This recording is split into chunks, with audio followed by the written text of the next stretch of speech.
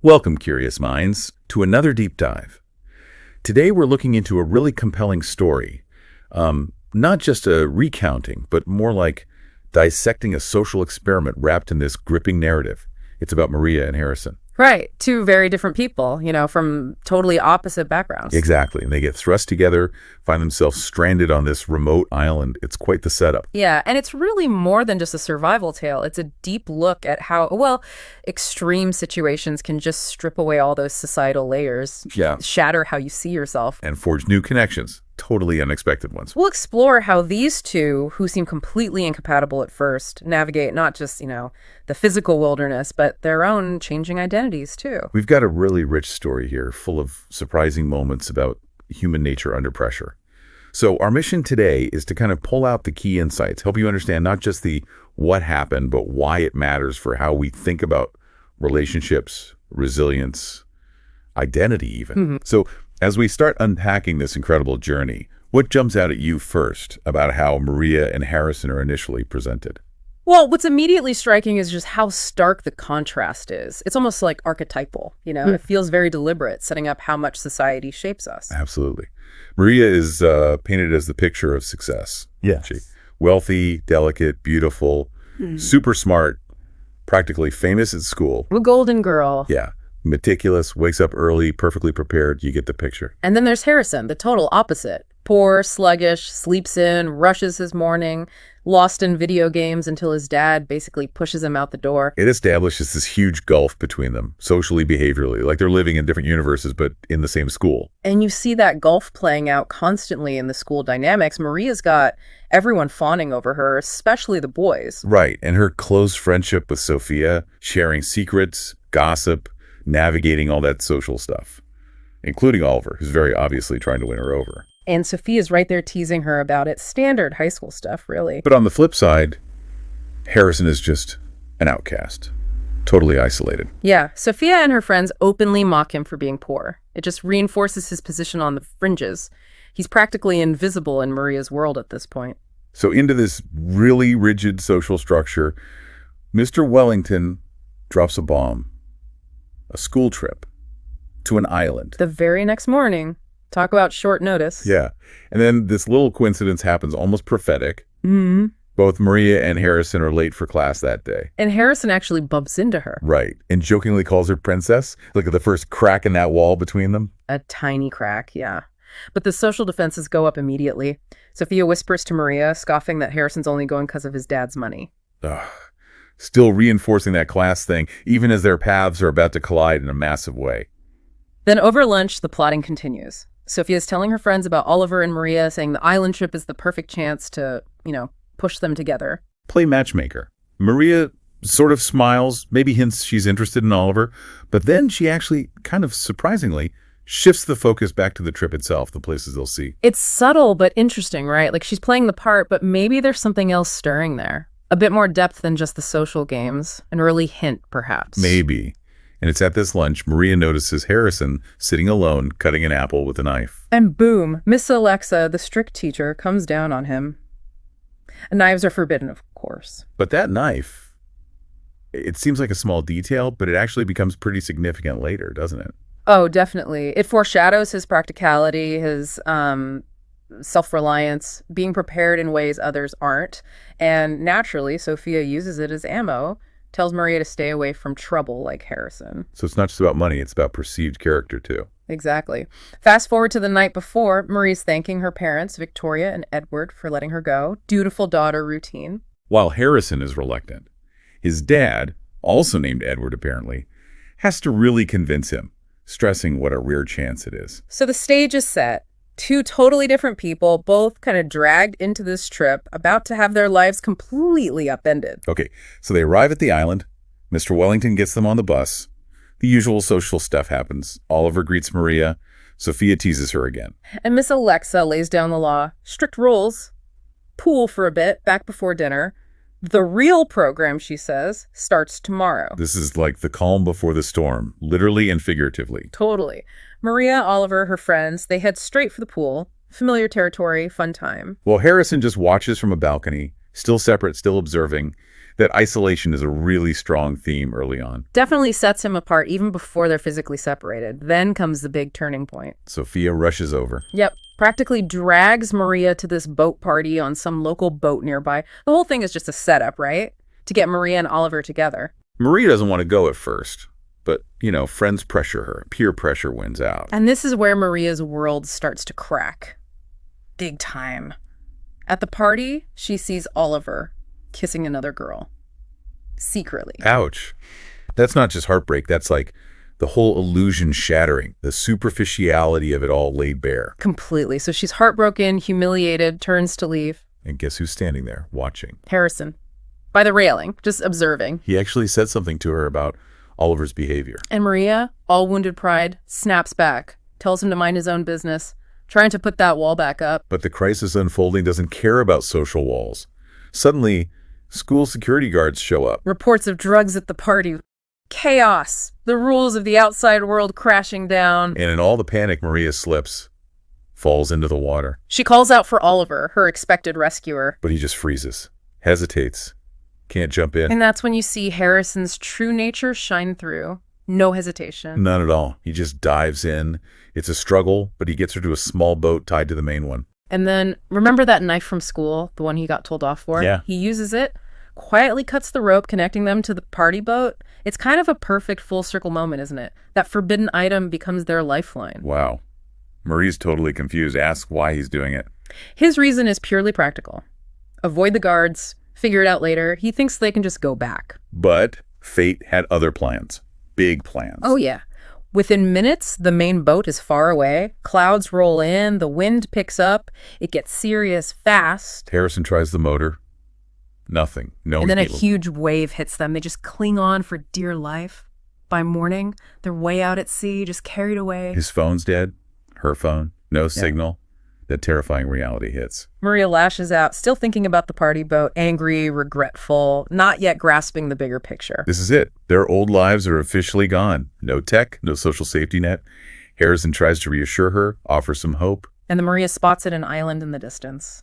A speck of land. Harrison steers towards it. Must have taken incredible effort. They finally reach this deserted island. Maria checks her phone again. Still nothing. Their lifeline to the old world is completely severed. Meanwhile, back at the hotel, Mr. Wellington is furious about the party, cancels the whole tour, just like that. And Sophia, she quietly tells Miss Alexa that Maria's missing. Admits she thought Maria might have just, stayed out somewhere. Last saw her on that boat. So Mr. Wellington does a head count, realizes Harrison's gone too, and suddenly the full weight of it hits them. 2 students missing. Guards start questioning everyone. Miss Alexa's clearly nervous, asking if they can be found. And the guard officer gives them the grim reality check. These things happen, he says. If they're lost at sea, it's tough. Very tough. You can just imagine the parents' reaction. Immediate panic.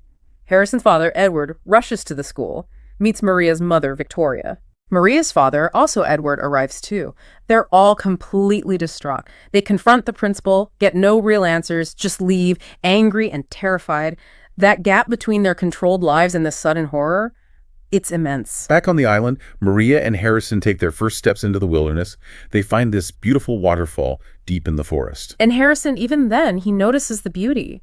Asks Maria to take a picture. It shows something about him finding that moment amidst the fear. But Maria, she's not seeing the beauty. No. Oh, she's furious, worried about her future, school, university. Everything she thinks is ruined if they don't get off this island now. She's still mentally tethered to her old life, her old priorities. That cognitive dissonance must be overwhelming. They walk for hours, reach the shore. Nothing. No boats, no people, no way out. And the final kick. They go back for the boat. It's gone, swept away. Only a life jacket left. Any hope of immediate self-rescue is just gone. They're completely stranded. Exhausted, they decide to stay the night. Harrison, again showing that practical side, builds a fire. A basic act of survival, of comfort. They talk, clinging to that fragile hope. Maybe tomorrow their parents will find them. The next morning, Harrison wakes up. And Maria's already working, writing SOS in huge letters on the beach. That's a shift, right? From panic to action, she gets it.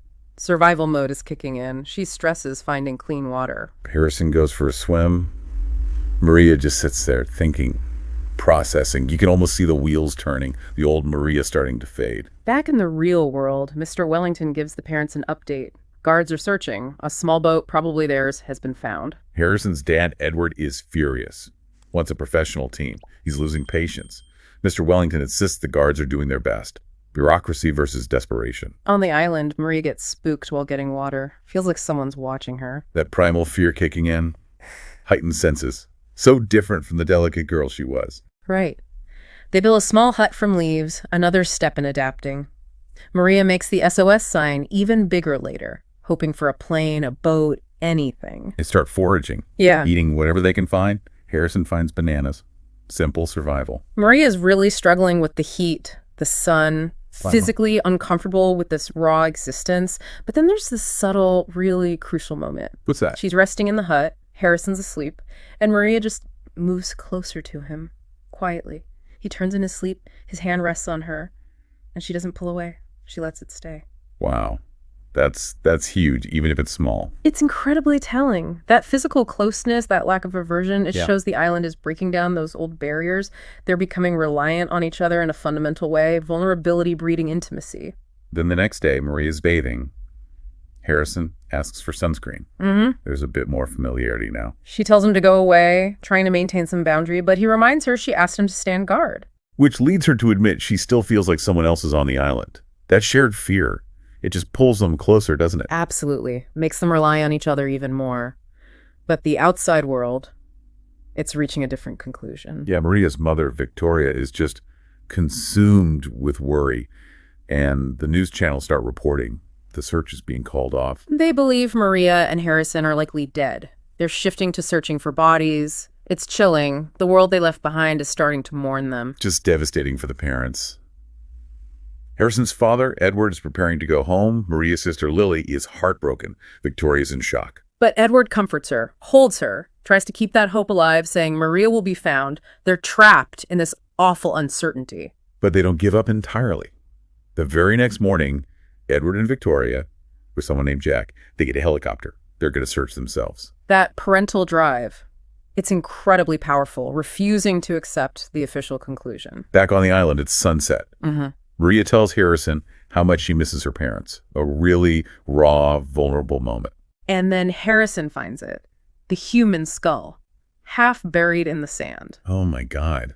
That must have been terrifying for Maria. Absolutely. Instant existential dread. Is this their future? Someone else stranded, never found. But Harrison steps up again, becomes the anchor. He does. He comforts her, offers practical explanations, maybe a fisherman, a smuggler, but crucially, he insists they won't end up like that. Their families are looking, they have each other. If they stay together, they'll make it. It's a powerful reassurance. And that leads to the kiss. Yeah, he looks at her, holds her face, kisses her, and her reaction. Heart racing, breath catching. It's described as something totally new for her. She just surrenders to it when he holds her closer. This isn't just island romance, is it? It feels deeper, forged in that shared experience. Exactly. It's connection born from trauma, reliance, seeing each other stripped bare of all pretense. Who they were supposed to be doesn't matter anymore. Then night falls, warm winds, heartbeats pounding, and then the storm hits. A violent storm shakes their little hut, lasts for an hour. And Maria, who'd never seen anything like it, later calls it the most beautiful night of her life. It's profound, isn't it? How adversity, chaos even, can redefine beauty and intimacy, create this incredibly raw, unforgettable connection. The next morning, Maria wakes up. Harrison's gone. She panics for a second, calls out, searches in the jungle. Finds him digging a hole, doesn't understand why at first. Then she slips, hurts her knee. He rushes over, comforts her, puts his hand on her injury. That physical comfort is becoming second nature. They go to the waterfall. And there, Harrison shares something deeply personal about his mother dying in a car accident. And Maria just listens, really listens. That shows the trust level now. Then it starts raining. Harrison just gets playful, enjoys it. Maria watches him, then joins in. They're dancing in the rain. Pure joy, despite everything. He puts a wildflower in her hair. She smiles, says she wants to see that stormy night again. And he laughs, says, let's prepare for another storm. That playful intimacy, finding joy in the moment. They've really built a world together there. But the outside world keeps moving. News reports say a month has passed. Everyone's given up hope. Search is officially over. Except Sophia. Surprisingly, she still believes they're alive. And Maria's mother, Victoria, she hasn't given up either. So Victoria and Edward try again. Another helicopter search. But it's exhaustive, fruitless. Edward finally tells Victoria they have to go home. There's just no trace. Victoria's heartbroken, but she goes back. The official world has moved on. Weeks turn into months on the island. They're fully adapted now. The greenery, the water, the open air. It's their life. Bathing in the sea, rolling in the sand. And their bond just deepens. The narrative even mentions, well, intense physical intimacy happening whenever they felt like it. Described like storms and earthquakes. Primal connection. It's become a complete partnership, hasn't it? Physical, emotional, no societal rules holding them back. Not at all. Maria even asks him about his first time. He tells her about an older school friend, very casually. And he asks her how she felt. She says, very good, but then laughs about sand getting everywhere. Says she wants more experience. And he just nods, smiles. It's so natural, so comfortable. They found this incredible ease with each other, embracing the raw reality of it all. Then, a flicker of false hope. They hear a plane. Rush out to try and signal it. But it's too late. Gone. Marie gets paranoid again. Searches for a gun she thinks someone stole. That feeling of being watched lingers. More days pass, no rescue. They sit in the hut and they actually start talking about giving up hope, deciding to just live there together. Permanently. That's a huge mental shift. Yeah. From survival to acceptance. Building a new life. Then danger strikes again. Harrison hears an animal sound, grabs some wood, goes to investigate. Maria follows, scared. He sees it a large black panther. Runs back immediately, trips, falls hard. Maria rushes to him, sees broken glass nearby. The implication is he used it somehow, dealt with the threat. Another test passed. Harrison the protector. So now, hope of rescue is truly gone. They commit fully to staying. They learn to hunt fish better, settle into their hut life. No more fear, no more hope of leaving. Just sport them together. Until one day, completely out of the blue, Maria feels sick. Throws up. Harrison immediately asks, are you pregnant? Mm-hmm. Which tells you a lot about where their relationship is. Right. She denies it. Says she just feels sick. Lies in his lap for comfort. And right then, as they're talking, they hear it. A helicopter. After all this time, just when they'd given up, they're startled, run to an open field. Maria waves her clothes. And it spots them. They're rescued. Just like that. The timing is almost cruel in a way, disrupting the life they had accepted. 3 months later, they're back home. Family's overjoyed, tears, hugs, taking them back into the fold. But that transition, back to the old world, the old rules, that's the real challenge now. Definitely. That very first night back, Harrison secretly goes to see Maria. He says it out loud how strange everything feels now. Alien. He tries to kiss her, recapture that island connection. But Maria pulls back, already feeling the pressure. Her parents are nearby, checking on her constantly. She tells him to leave, come to the official welcome back party tomorrow. Oof. That must have stung. At the party, Maria's parents are making speeches. She's back in her role. Harrison tries to catch her eye, signal her, come with me. But she ignores him. Publicly. And that just crushes Harrison. He leaves the party. On the surface, things snap back to how they were. Maria's the miracle girl, famous now. Harrison, he's alone again, back on the fringes. When they see each other at school, it's just this brief, intense eye contact, a whole history flashing between them, but the weight of their separate lives keeps them apart. Maria tries calling him once, but he doesn't pick up. It really seems like the island bond is being overwritten, eroded by societal pressure. Sophia visits Maria, reinforces the old world, how much they missed her, how relieved everyone is, frames it all as a miracle. Maria connects with her younger sister, Lily. They plan to go to a school party together. The pull of her old life seems incredibly strong. Meanwhile, Harrison's at home, completely broken, crying because he misses Maria so intensely. His father finds him like that. The contrast is just stark. So this is it, the final test. Maria goes to the party with Lily. Sophia takes her outside for a surprise. Maria steps out. It's raining, and Harrison is there, waiting for her. And everything comes flooding back. All the island memories, the fire, the storm, the waterfall, the fear, the connection. Her eyes fill with tears. She walks straight to him. No hesitation this time. Their eyes meet. They just embrace, kiss passionately in the rain, choosing each other, choosing that island bond over everything else, becoming each other's forever. It's that sacred bond, forged in the fire, proving stronger than the world that tried to pull them apart. Despite everything, that connection was just unbreakable. What an absolutely incredible journey for Maria and Harrison.